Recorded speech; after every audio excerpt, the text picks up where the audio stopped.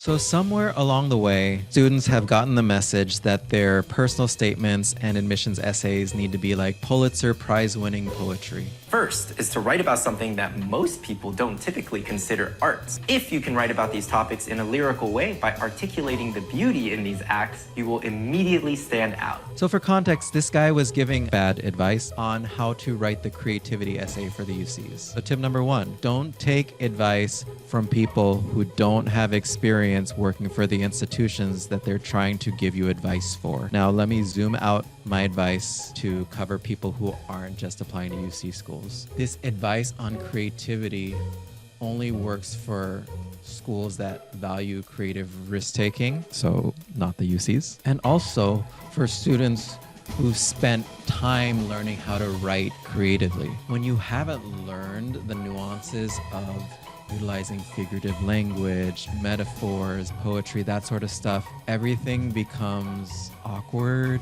cringe, confusing. So I can't provide specific details or quotes from essays that I've read due to FERPA, but let's say there are students who are trying to shock the reader with graphic bodily imagery, metaphors about bodily functions, and it didn't make the story deeper or make me understand the student more. It just made me question their judgment. So you have to understand there's a difference between being memorable and unique and making an admissions reader regret opening the application before lunch. I also saw students taking personal moments and inflating them into these like social manifestos, like a friendship drama suddenly became a commentary on all of humanity, or an issue that happened in school turned into a reflection on ancient injustice and tying it into the Cold War or something like that. So if you find that a story about you and your high school experience is written like the fall of Rome, you're probably doing something wrong. So here's my take as a reader. In a short essay,